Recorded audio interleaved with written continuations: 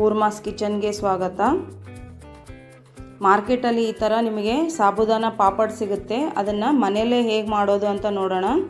ನಿಮಗೆ ಎಷ್ಟು ಬೇಕೋ ಅಷ್ಟು ಕ್ವಾಂಟಿಟಿಯಲ್ಲಿ ಸಾಬುದಾನನ ಒಂದು ನೈಟು 3/4 ಕಪ್ ನೀರು ಹಾಕಿ ನೆನೆಸಿಟ್ಕೊಳ್ರಿ. ನೆನೆಸಿರೋದು ಈ ಥರ ರೆಡಿಯಾಗಿದೆ. ಇದು ಸ್ವಲ್ಪ ಉದುರಾದರೂ ಪರವಾಗಿಲ್ಲ. ಇದನ್ನೇ ಕಲರ್ ಕೂಡ ನಾವು ಮಾಡ್ಕೋಬೋದು. ನಾನು ಎರಡೂ ನಿಮಗೆ ತೋರಿಸ್ಕೊಡ್ತೀನಿ. ಇಲ್ಲಿ ಆರೆಂಜ್ ಕಲರ್ನ ಹಾಕಿ ಕಲಸಿಟ್ಕೊಂಡಿದ್ದೀನಿ.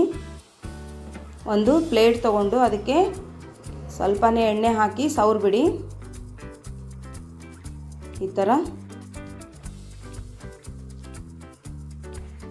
ಒಂದೇ ಥರ ಶೇಪ್ ಬರಲಿಕ್ಕೆ ನಾನಿಲ್ಲಿ ಬಳೆಗಳನ್ನ ತೊಗೊಂಡಿದ್ದೀನಿ. ಮೊದಲು ಬಳೆಗಳೆಲ್ಲ ಅರೇಂಜ್ ಮಾಡಿ ನಂತರ ನೀವು ಸ್ವಲ್ಪನೇ ತೊಗೊಂಡು ಈ ಥರ ಬಳೆಗಳ ಮಧ್ಯದಲ್ಲಿ ಕೈಯಲ್ಲಿ ಸ್ವಲ್ಪ ನೀರು ಎದ್ಕೊಂಡು ಈ ಥರ ಸ್ಪ್ರೆಡ್ ಮಾಡ್ಕೊಳ್ಳಿ. ಸ್ವಲ್ಪ ಎಷ್ಟು ತೆಳ್ಳಗಾಗುತ್ತೋ ಅಷ್ಟು ತೆಳ್ಳಗೆ ಮಾಡ್ಕೊಳ್ಳಿ. ಅಂದರೆ ನಿಮಗೆ ಪಾಪಡ್ ತುಂಬ ಚೆನ್ನಾಗಿ ಬರುತ್ತೆ. ಇದನ್ನು ನೀವು ಹಬೆಯಲ್ಲಿ ಕೂಡ ಮಾಡ್ಕೋಬೋದು, ಬೇಯಿಸಿ ಇಡ್ಲಿ ಪಾತ್ರೆಯಲ್ಲಿ ಕೂಡ ಮಾಡ್ಕೋಬೋದು. ನಾನಿಲ್ಲಿ ಹಬೆಯಲ್ಲಿ ಬೇಯಿಸಿ ಮಾಡೋದು ಹೇಗಂತ ತೋರಿಸ್ಕೊಡ್ತೀನಿ. ಅದಕ್ಕೆ ನೀವು ಒಂದು ಪಾತ್ರೆಗೆ ನೀರು ಹಾಕಿಬಿಟ್ಟು ಅದಕ್ಕೆ ಕಾಟನ್ ಬಟ್ಟೆನ ಕಟ್ಟಿ ಕಾಯ್ಲಿಕ್ಕೆ ಇಟ್ಬಿಡ್ರಿ.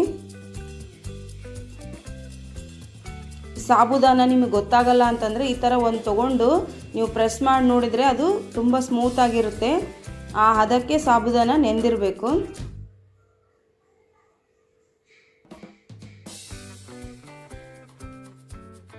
ಆಗಿದೇನೋ ಇಲ್ವಾ ಅನ್ನೋ ಒಂದು ಗಡಿಬಿಡಿ ನಿಮಗೆ ಇರೋದಿಲ್ಲ. ಈಗೆಲ್ಲ ಬಳೆಗಳನ್ನೂ ಕೂಡ ತೆಗೆದಿಟ್ಬಿಡ್ರಿ.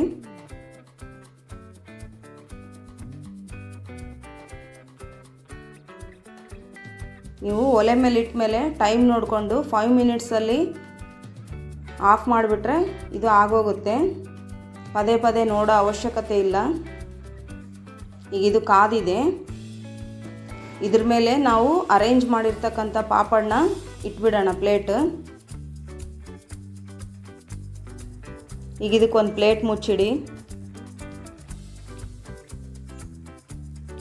ಈಗ ಇದು ಆಗಿದೆ 5 ಮಿನಿಟ್ಸು.